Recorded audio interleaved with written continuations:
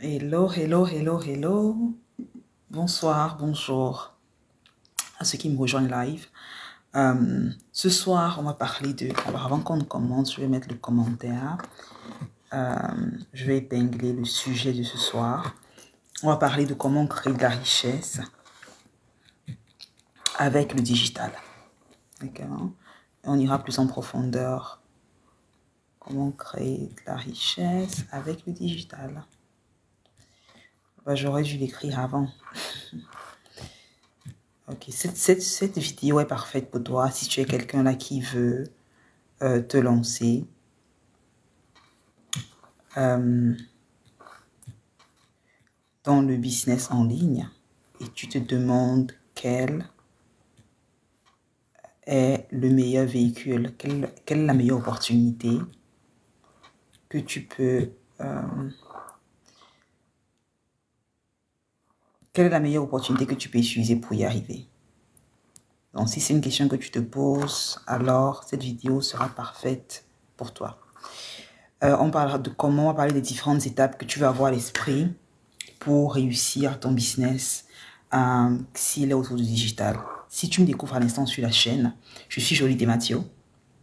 Et au quotidien, il y a deux choses que je fais principalement. J'ai des personnes qui veulent se lancer, qui veulent réussir, qui veulent scaler leur business, accélérer la croissance de leurs revenus en ligne. Donc, il y a le côté agence de marketing que j'ai et également le côté qui est beaucoup plus coaching, accompagnement. Et dans ce soir, on parle justement de comment y arriver. Comment est-ce que tu lances un business de freelance à partir de zéro et tu crées de la richesse derrière. Quelles sont les différentes étapes pour y parvenir? Il est important, la raison pour laquelle quand je parle de digital, je pense au freelance, c'est tout simplement parce que quand on parle de se lancer dans l'entrepreneuriat et de lancer un business, il y a différentes possibilités qui s'offrent à nous. Il y a différents types de business qu'on pourrait lancer. Et à l'heure à laquelle on vit, il est important de se demander quel est le business qui m'apporte, dont le coût d'opportunité n'est pas important. Quand je regarde les différentes options que j'ai, quel est le business que je peux lancer à présent qui me permettra de générer des marges importantes dans un temps relativement déterminé, dans un temps clair, sans avoir forcément à dépenser énormément au départ. La plupart des business, quand il s'agit de vente de produits physiques et autres, requièrent que tu dépenses en amont un revenu important, un montant important pour avoir la marchandise, pour promouvoir la marchandise, que ce soit à travers Amazon ou Shopify et quoi que ce soit, tu de dépenser une somme d'argent importante pour que le business derrière réussisse. La beauté avec un business digital, un business en ligne, au travers lequel tu vends une expertise, c'est que tu n'as pas forcément besoin justement de dépenser autant pour te lancer. Tu peux commencer avec rien du tout, si ce n'est ton téléphone que tu as déjà présentement, un laptop, une connexion Internet et les compétences que tu as déjà ou que tu peux acquérir. C'est la raison pour laquelle aller dans le domaine digital, c'est quelque chose d'extrêmement intéressant.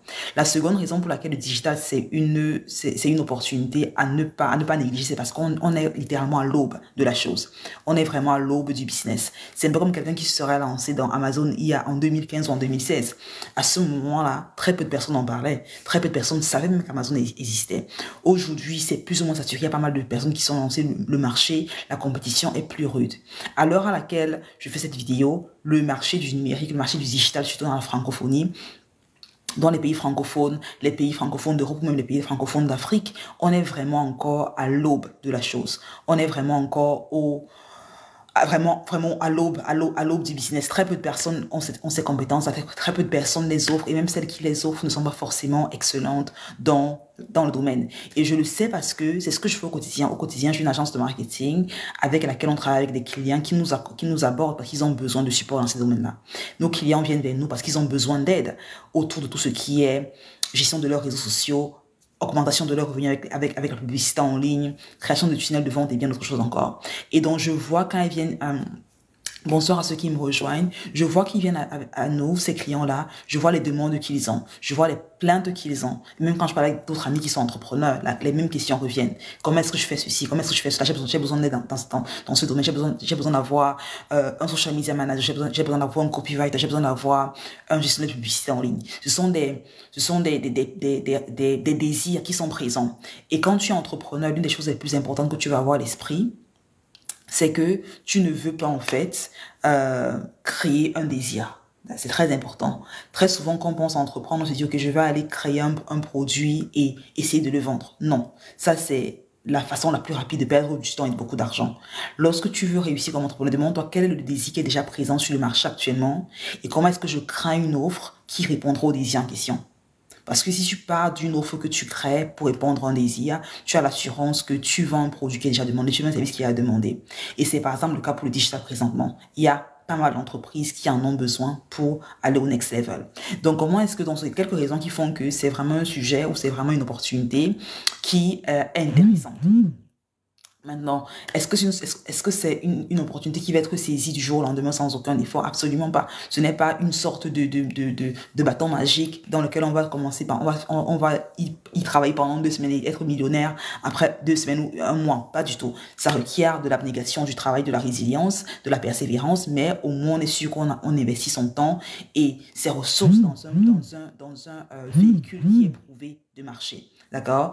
Donc, on parle ce soir justement de différentes étapes, les premières étapes que tu vas avoir à l'esprit pour vraiment développer un business de freelance qui marche. D'accord? C'est très, très important. Et la raison pour laquelle je voulais vraiment venir sur ces différentes étapes, c'est parce que très souvent, quand les gens se lancent, ça m'arrive de recevoir des messages en inbox, des personnes qui me disent, écoute, je me suis lancée, mais j'ai pas mal de difficultés.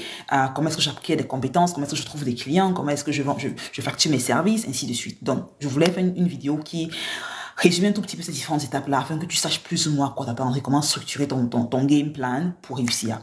La première chose que tu veux avoir à l'esprit lorsque tu décides de devenir freelance et d'offrir un service en ligne, c'est de te demander exactement quelle est la niche dans laquelle je vais opérer. Ça veut dire quelle est l'expertise que je vais acquérir et quel est le client à qui je vais offrir l'expertise en question. Toutes les compétences ne se valent pas.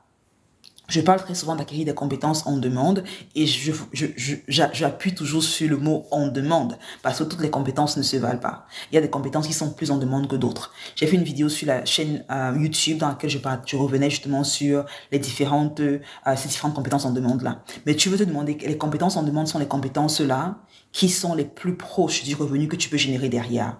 Ça veut dire te demander, ok, voici une entreprise avec qui je vais travailler, quelles sont les compétences que je peux acquérir qui sont liées au digital, qui permettra que l'entreprise survive, que l'entreprise ait des revenus aussi rapidement que peut. Merci pour les likes. Donc, c'est la première chose que je vais te demander. Avec quel genre d'entreprise est-ce que j'aimerais travailler? Très, très important. Parce que très souvent, on se lance dans un truc, on n'a même pas visualisé ce qu'on veut vraiment faire. On se dit, ok, j'ai appris que le marketing digital payait bien, j'ai appris que devenir freelance payait bien, bah, je me jette à l'eau. Non. Demande-toi quelle est la vision que j'ai, avec qui est-ce que j'aimerais travailler idéalement, quelle est la compétence qui me parle, ok? Est-ce que je vais être social media manager, est-ce que je vais être copywriter, est-ce que je vais être créateur de tunnels de vente, est-ce que je vais être assistante virtuelle, est-ce que je veux plus être dans la rédaction des contenus en ligne, est-ce que je vais être créateur de tunnels de vente, est-ce que je vais faire dans le email marketing? Il y a tellement de disciplines en dessous du marketing digital qui sont toutes très juteuses si on se positionne correctement. D'accord? C'est la première chose à avoir. Se dire, oui, quelle est la compétence que je vais acquérir? Une fois qu'on sait la compétence qu'on va acquérir, on va se demander comment est-ce que je trouve mes premiers clients? Très important. La plupart du temps, quand on parle de business, les entrepreneurs très souvent pensent à l'acquisition de la clientèle à la fin de leur processus. Ils se disent, ok, je vais apprendre les compétences, je vais avoir mon site web, je vais trouver mon logo, mes couleurs de branding et je vais clientèle au dernier moment. Malheureusement, ça ne se passe pas comme ça. Si tu veux véritablement réussir, il est important que tu te rendes compte que trouver le client, c'est la chose la plus importante que tu puisses faire. Ça doit être ton focus à tout moment. Ça veut dire matin, midi, soir, te dire, oui, comment est-ce que je trouve des clients pour mon business? Où est-ce que je les trouve? Comment les convertir? D'accord? Donc, l'acquisition de la clientèle, c'est littéralement la seconde chose auquel tu veux penser. Quand on parle de l'acquisition de la clientèle ici, il y a différentes stratégies qui s'offrent à toi.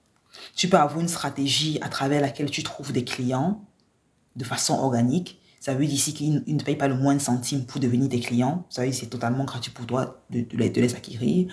Ou tu peux avoir une stratégie payante à travers laquelle tu, tout simplement, as un fonds que tu investis dans la publicité pour avoir des clients.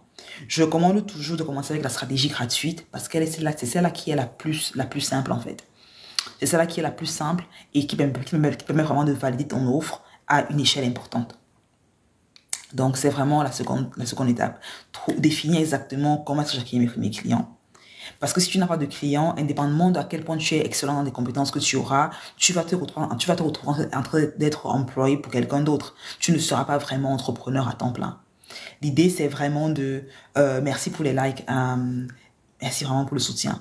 L'idée, c'est vraiment de se dire ici que la capacité que tu auras à avoir des clients déterminera la rapidité avec laquelle tu pourras te mettre à ton propre compte. Si l'objectif qu'on a, c'est de se dire, ok, je veux apprendre cette compétence, je veux me licencier, je veux être mon propre boss, alors la question qu'on se pose fondamentalement, c'est combien est-ce qu'il me faut générer de revenus pour me remplacer mon revenu salarial? Combien est-ce qu'il faut que mon activité me produise par mois pour que je puisse remplacer mon revenu salarial et aller all-in dans mon business? Très souvent, on va croire que, ok, je vais, ceux qui réussissent à aller all-in dans leur business, c'est arrivé à cause de la chance, sans aucune stratégie, alors que pas du tout. C'est très, très stratégique. Te dire, ok, voilà la vision ce que je veux créer, comment est-ce que je reverse ingénieur le tout pour la créer en effet. Et donc, la raison pour laquelle avoir cette vision importante, c'est parce que tu vas te dire, ok, si mon objectif, c'est d'avoir, par exemple, de générer, si mon revenu salarial, c'est par exemple 5 000 € par mois, et que je veux générer à la fin du mois, et que je veux remplacer mon revenu avec mon business de freelance, quel est le prix de mes services? Combien est-ce que je dois facturer mes services par mois pour remplacer mon revenu salarial? Si par exemple, tu sais que, ok, j'aimerais avoir, et quel est le style de vie que j'aimerais avoir?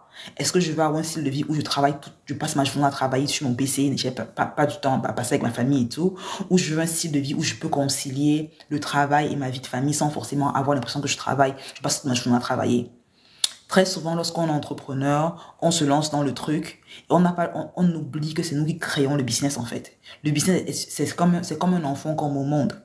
Donc, il est important d'avoir une stratégie claire, une vision claire du style de vie qu'on va avoir et avoir le business autour du style de vie qu'on va avoir. Et c'est très important. Beaucoup de personnes font le contraire. Beaucoup de personnes se lancent dans le business et après, elles essayent de concilier leur style de vie au business. Mais tu veux faire le contraire. Tu veux te dire, ok, voici le style de vie que j'aimerais avoir et comment est-ce que je crée ce business de telle sorte qu'il épouse mon style de vie.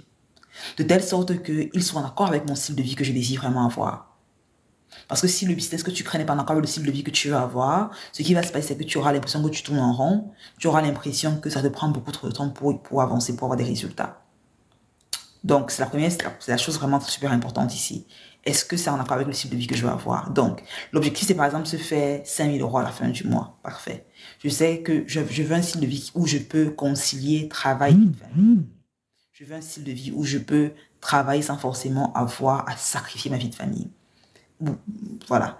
Donc, je me dis, ok, si je sais que j'ai besoin de 5 000 € pour remplacer mon revenu salarial, parfait. Ce que je vais faire, c'est que je vais me demander, avec combien de clients est-ce qu'il faut que je travaille pour générer 5 000 € par mois? Je peux par exemple, hello Lolo, je peux par exemple me dire, écoute, je veux travailler avec, j'ai besoin de 3 clients, j'ai besoin de 5 clients.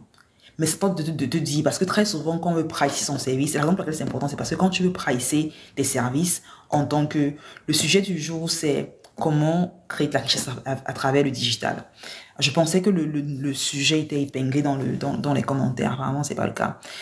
Mais c'est ce dont on parle ce soir. Et donc, l'idée, c'est vraiment se dire, après, je prendrai les questions forcément comme à chaque fois, à la fin de chaque live.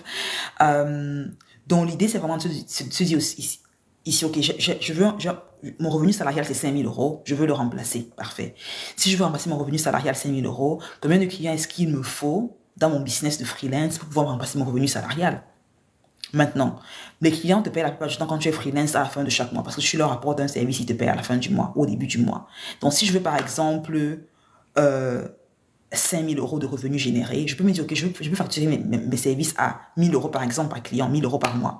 Ça veut dire que j'ai besoin de 5 clients pour 1 000 €, les 5 000 € à la fin du mois. Si je facture mes services à 2 000 € par exemple, ou 2 500 €, je n'ai besoin que de 2 clients pour remplacer mon revenu salarial. Si je facture mes services à 500 €, j'aurai besoin de 10 clients. D'accord? Et très souvent, ce que beaucoup de personnes font, c'est qu'elles font les choses en inverse.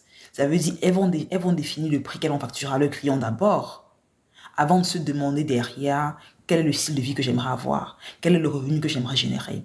C'est vraiment faire à l'envers. C'est vraiment faire les choses à l'envers.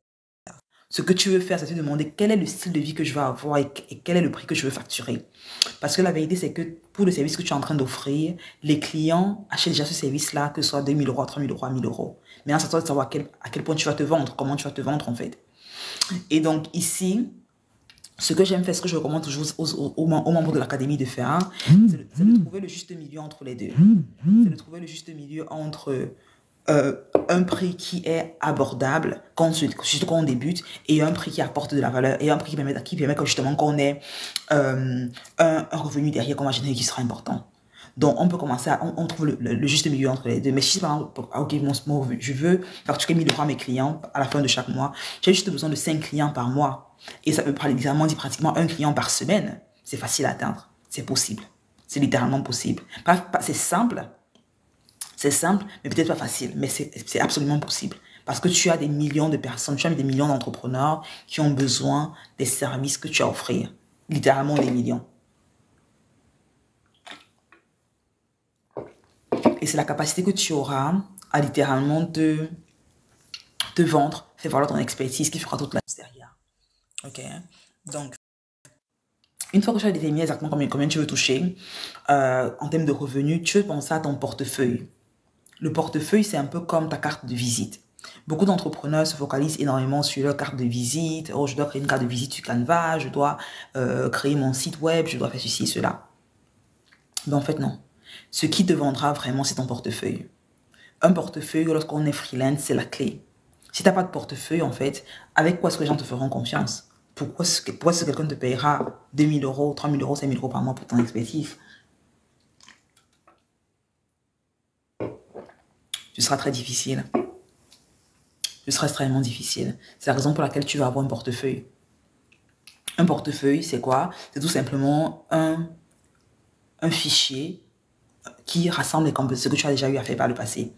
Où est-ce que tu as travaillé, avec qui est-ce que tu as travaillé par le passé. Et quand je parle de ce que tu as fait par le passé, ça, je parle ici de ce que tu as fait lié au freelance, lié à ton expertise. Ce n'est pas dire, ok, j'ai eu le bac, j'ai eu tel master, j'ai eu tel PhD. Non, on ne parle pas de ça ici. Le portefeuille, c'est littéralement un rassemblage de différentes choses que tu as eu à atteindre par le passé, de différentes compétences, de différents travaux pratiques que tu as effectués.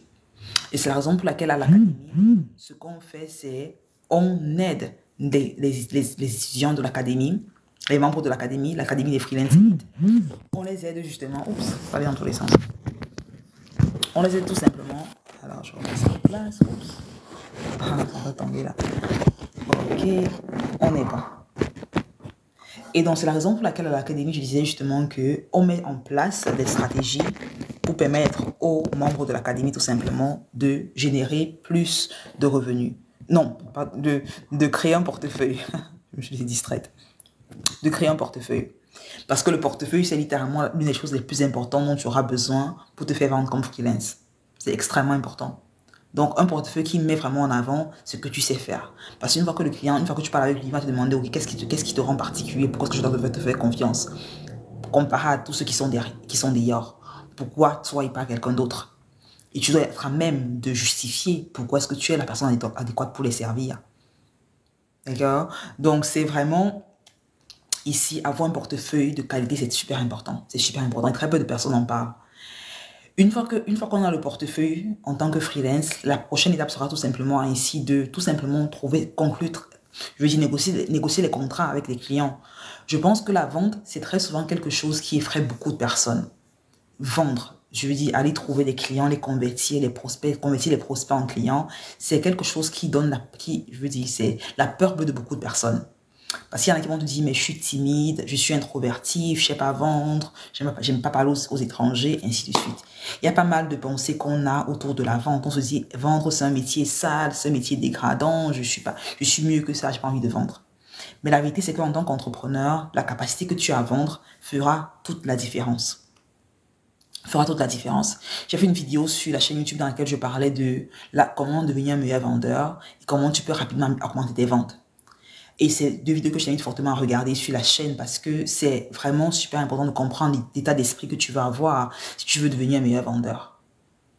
Parce que très souvent, la vente, en fait, on a l'impression que vendre est sale parce qu'on associe la vente à quelque chose de négatif. On associe la vente à devoir stocker de l'argent à quelqu'un. On associe vendre à devoir supplier, à devoir se rabaisser pour que quelqu'un achète de nous. Alors que ce n'est pas du tout le cas. Je sais quand moi, je me suis lancée, pendant très longtemps, j'avais très peur de vendre. Parce que je me disais, si je vends mon expertise et que quelqu'un l'achète, et que derrière, je n'arrive pas à délivrer le service, qu'est-ce qui se passe? Qu'est-ce que la personne va dire? Je serais, voilà, c'est la honte totale. Et c'est vraiment une pensée limitante qui m'a hantée pendant très longtemps. Je me disais, je ne peux pas vendre parce que je ne suis pas sûre des compétences que j'ai derrière. Jusqu'à ce que je me rende compte que, en fait, tu ne seras pas sûr des compétences que tu as tant que tu n'auras pas vendu, en fait. Tu peux passer des mois à prendre des formations, à lire des bouquins, à regarder des vidéos sur YouTube, mais tant que tu ne travailles pas avec un client concret qui te paye pour ton expertise, tu ne sauras jamais à quel point tu es bon, en fait. Tu ne sauras jamais si tu es bon ou pas. Donc, il est important que tu vendes pour savoir à quel point à quel niveau tes compétences sont réellement. Tes compétences sont supposées jusqu'à ce que tu convertisses un étranger en un client. Tant que tu n'as pas converti un étranger en un client, tu n'es pas vraiment dans le game, en fait. Et la beauté lorsqu'on est freelance, c'est qu'on est littéralement payé pour apprendre. En tant que freelance, tu seras toujours en train d'apprendre pour devenir meilleur. J'ai commencé freelance il y a 4 ans de ça, full time en 2020. Mais je continue à apprendre aujourd'hui. Je continue à me perfectionner, je continue parce que ça change tous les jours. On a des technologies de l'AI qui sont sorties et qui ont tout révolutionné. Ce qui marchait il y a 6 mois ne marche plus aujourd'hui. Il faut s'adapter en fait. Et ce qui veut dire quoi? Ce qui veut dire qu'en tant que freelance, si tu te dis, écoute, c'est quand j'aurai tout appris que je vais trouver mon premier client, c'est quand j'aurai la confiance parfaite que je vais trouver mon premier client, tu n'y arriveras jamais en fait, parce que tu auras toujours un truc de nouveau à apprendre. Et tu passeras ton temps dans ce cercle vicieux-là, à tourner en rond en fait. Et c'est pour ça que j'étais à l'autre dit, ok, peut-être je n'ai pas toutes les réponses aux questions maintenant, parfait, mais je me lance quand même. Je trouve quand même mon premier client. Pourquoi? Parce qu'une fois que tu travailles avec ce client-là, c'est la meilleure formation que tu auras. Ça permettra vraiment de savoir, ok, est-ce que j'ai les compétences? Qu'est-ce qui me manque? Quels sont mes points d'ordre? Quelles sont mes faiblesses en fait? Quelles sont mes forces? Et c'est la raison pour laquelle vendre, l'art de convertir, l'art de parler, d'impacter, d'influencer à travers les mots qu'on utilise, c'est une compétence super importante. Extrêmement importante. Surtout quand on est entrepreneur. Comme entrepreneur, il n'y a pas de compétence plus importante que la vente en fait. La vente et la communication, c'est deux stratégies super importantes lorsqu'on est entrepreneur. Et donc, après, derrière, forcément, lorsqu'on a ces clients-là, il faut les retenir. Il faut les retenir, il faut travailler avec, il faut les rendre heureux. La façon dans laquelle tu crées de la richesse parce que tu es freelance, ce n'est pas en te disant que je vais forcément courir et chercher de nouveaux clients à chaque fois. C'est te dire, les clients que j'ai déjà obtenus ce mois, comment est-ce que je les garde pendant 1 an? Comment est-ce que je les garde sur 6 mois? Comment est-ce que je les garde très longtemps? Parce que si c'est plus facile pour toi, en fait, d'augmenter tes revenus, si tu as une base de clientèle fidèle, qui te fait confiance et qui renouvelle tous les mois, parce que si tu es tout le temps en train de chercher de nouveaux clients et avoir des contrats de 1-2 mois et devoir continuellement chercher de nouveaux clients, tu seras à un moment donné totalement épuisé. Parce que tu devras toujours être en train de courir après le prochain client. Donc, tu veux créer un business à travers lequel les clients qui signent avec toi sont avec toi pendant au moins 6 mois ou 1 an. Tu veux structurer tes contrats de telle sorte que le client qui vient pour toi, il ait le sentiment que la valeur qu'il gagne de ton offre est tellement importante qu'il ne saurait comment faire sans ton business. Et ce que je disais à la team en début de cette année, je disais que l'une des résolutions que j'avais, c'était de faire que notre agence de marketing soit littéralement comme un abonnement Netflix pour nos clients ou un abonnement Amazon.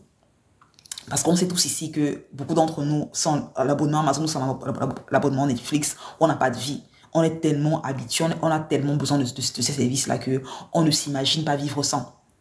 Et donc, en tant qu'entrepreneur, tu vas te demander comment est-ce que je vais créer une offre qui apportera autant de valeur à tel point que mes clients auront l'impression que sans mon offre, sans mon soutien, le business va, voilà, sombre.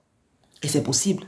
C'est possible que tu apportes, que tu acquiers des compétences qui sont en demande et que tu les offres de façon excellente à tel point que tes clients te disent, écoute, sans toi, franchement, ce business, je n'y arrive pas. Il y a des membres de la team présentement dans mon équipe dont je n'imagine pas continuer le business sans eux. Ils sont tellement importants, ils ont des compétences tellement pointues que je me dis, écoute, sans eux, je n'avance pas. Parce qu'ils sont rendus indispensables. Il est important que tu te rends compte qu'en tant que freelance, tu peux également créer cet écosystème-là à travers lequel tu te rends indispensable pour tes clients. Tu leur apportes des résultats, tu leur apportes cette tranquillité d'esprit-là, tu les fais gagner en temps et surtout tu fais que le business avance. De telle sorte qu'ils te disent, waouh, sans toi, franchement, je ne le ferai pas. Donc, je ne le ferai pas. Et tu peux y arriver indépendamment de l'expertise que tu offres. Des fois, on a l'impression que se rendre indispensable dans un business, il faut forcément offrir des compétences folles. En fait, non. Tu peux être assistante virtuelle, mais tu es une assistante virtuelle extraordinaire. Tu peux être un graphic designer, mais tu es un graphic designer impeccable. Tu peux être un social media manager, et tu es un social media manager de rêve. Tu peux être un monteur vidéo, et tu es un monteur vidéo excellent. Tu peux être un social media manager, un media buyer, et tu es un media buyer qui est irremplaçable, en fait. Donc, indépendamment de la compétence que tu décides d'acquérir, demande-toi comment est-ce que je me rends indispensable. Comment est-ce que je me rends indispensable? Comment est-ce que je fais en sorte que quand le client pense à cette compétence, il ne pense qu'à moi, il me trouve irremplaçable. Et justement, ça vient à travers la question des compétences de base, mais également des compétences avancées. Parce que c'est la raison pour laquelle dans l'Académie des Freelance Elite que j'ai créée, dans la formation, il y a vraiment il y a deux modules sur les compétences. Il y a un module sur lequel on parle des compétences de base, où il faut commencer. Après, on parle des compétences avancées. Parce que les compétences de base te permettront d'avoir ton premier client. Ça, c'est sûr. Parce que tu pourras lui montrer ce que tu fais faire. Mais pour le maintenir sur le long terme, tu auras besoin de compétences avancées. Tu auras besoin d'avoir ce petit plus qui te rend unique. Tu auras besoin d'avoir ce petit plus qui te rend irreplaceable dans l'équipe. Et très souvent, beaucoup de freelance se limitent aux compétences de base. Ils se disent, maintenant, c'est le meilleur que je puisse donner. Mais non, tu peux donner tellement plus. Tu peux faire tellement plus. Tu peux apporter tellement plus de valeur. Si tu sais les éléments sur lesquels il faut que tu te focalises, en fait. Et donc, l'idée, c'est vraiment d'avoir une base de clientèle fidèle qui te fait confiance et qui a de la valeur en travaillant avec toi. Parce qu'une fois qu'un client travaille avec toi et qu'il a de la valeur et qu'il a des résultats, il sera prêt à te recommander à d'autres personnes. Il va se dire, écoute, je travaille avec cette personne, c'était excellent, je veux la recommander. Je veux que d'autres personnes travaillent également avec elle ou avec lui. Donc, tu peux vraiment y arriver si tu as la discipline et si tu as surtout la bonne stratégie, en fait. La bonne stratégie pour y arriver. L'une des raisons pour lesquelles je suis extrêmement passionnée avec le marketing, avec le freelance, le business de freelance, c'est parce que c'est tout simplement le business qui m'a rendue indépendante financièrement. Voilà. C'est le business c'est le business dont je suis sûre est à la portée de tout le monde. Il n'y a pas de barrière intellectuelle qui stresse. Il n'y a pas de barrière, il n'y a rien qui stresse. Que tu aies 3 masters ou que tu n'aies même pas le BEPC, c'est pareil en fait. C'est un business qui peut être lancé de n'importe où si on a justement la résilience pour se faire, si on a les compétences en fait pour les lancer. Bonsoir à ceux qui nous rejoignent. Donc voilà. Donc comment créer la richesse en tant que freelance? On veut capitaliser sur ses forces. On veut capitaliser sur ses forces, mais être prêt à aller en dehors de sa zone de confort pour se faire découvrir. On est prêt, il faut qu'on soit prêt à aller en dehors de sa zone de confort pour attirer ces clients-là et travailler avec eux. Et très souvent, quand on parle d'acquérir des compétences en demande, beaucoup de personnes se focalisent beaucoup trop sur les compétences en elles-mêmes. Ça veut dire, je veux par exemple être assistante virtuelle. Je veux me focaliser uniquement sur comment acquérir les compétences comme assistante virtuelle. Alors que plus important que ça, c'est les compétences les compétences pour te vendre en fait comme assistante virtuelle. Parce que la différence entre un social media manager, un media buyer qui génère par exemple 5 000 € par mois et celui-là qui génère par exemple 10 000, 20 000, 30 000 € par mois vient du fait que les deux personnes ont deux capacités différentes à se vendre. Les deux personnes parlent à deux types de clients différents en fait.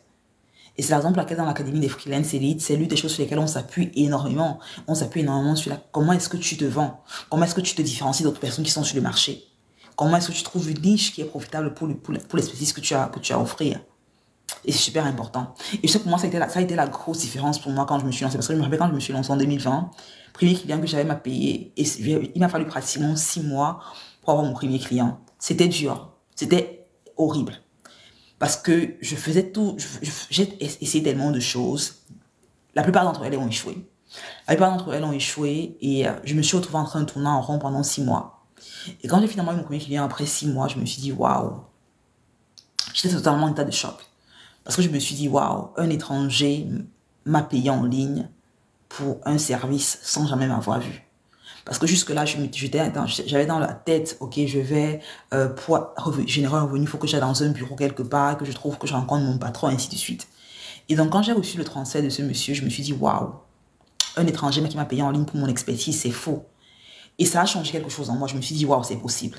Et bien qu'à ce moment-là, le prix que j'avais facturé était extrêmement bas, Je me suis rendu compte que le prix que j'ai facturé à ce moment-là était une réflexion de la confiance que j'avais en moi. C'était une réflexion de la confiance que j'avais en mes compétences également. Et c'est la raison pour laquelle, j'avais très peu de confiance, c'est parce que j'avais appris les compétences, c'est vrai, mais je n'avais pas appris comment vendre mes compétences. Et donc, bien que j'avais les compétences, bien que je savais ce qu'il fallait faire, mais j'avais du mal à communiquer la valeur que j'allais apporter à ce client-là. Et forcément, à la fin, voilà, j'ai pris un prix très bas. Quand je compare cette version de ma personne que j'étais il y a 3 ans à celle que je suis aujourd'hui, c'est pas du tout pareil.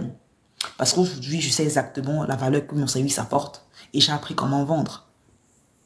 J'ai appris comment vendre. Je n'offre pas le service que j'offre rester le même. Le service que j'offre, mon offre s'est améliorée, c'est vrai, mais à la base, c'est la même chose. J'aide nos clients dans l'agence à augmenter la visibilité, à augmenter en revenu. Mais le positionnement que j'ai aujourd'hui est totalement différent et la capacité que j'ai à vendre est totalement différente. Et ce sont des compétences, justement, qui sont extrêmement importantes lorsqu'on veut vraiment se démarquer et avoir un revenu important qu'on génère.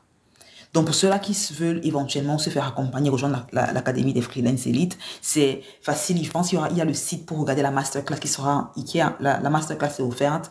La masterclass est liée en description, je dis dans la bio de la chaîne Instagram, TikTok. Vous pouvez regarder la masterclass pour avoir plus de détails sur comment vous lancer, éventuellement rejoindre l'Académie des Freelance Elite. L'Académie est différente d'autres programmes parce que c'est une académie qui... ce n'est pas une académie où tu vas arriver et avoir une tonne de cours et devoir les consommer quand tu veux ou où tu veux. Non. On allie parfaitement la théorie et la pratique. Ça veut dire le côté théorique, il y a le côté pratique également. Et puis il y a les séances de coaching live. Il y a les séances de coaching live où j'interviens avec d'autres membres de la team chaque semaine, pour vraiment avoir un environnement où non seulement tu apprends, mais tu avances. Et c'est super important. Et on parle pas seulement d'apprendre une compétence, on parle d'apprendre les compétences les plus en demande autour du marketing digital. Ça veut dire social media manager, media buyer, copywriter. C'est vraiment, et graphic designer. Ce sont vraiment les 4 compétences fondamentales que tu vas avoir, ou tu peux avoir l'une d'elles, ou tu peux avoir un mix de différentes compétences pour augmenter également le prix que tu factures à tes clients. Parce que plus tu pourras apporter de la valeur, encore une fois, plus tu pourras facturer plus cher. D'accord. Et c'est vraiment un programme dont je suis très fière parce que c'est vraiment le type de programme que j'aurais aimé avoir quand je me suis lancée il y a 3 ans de ça.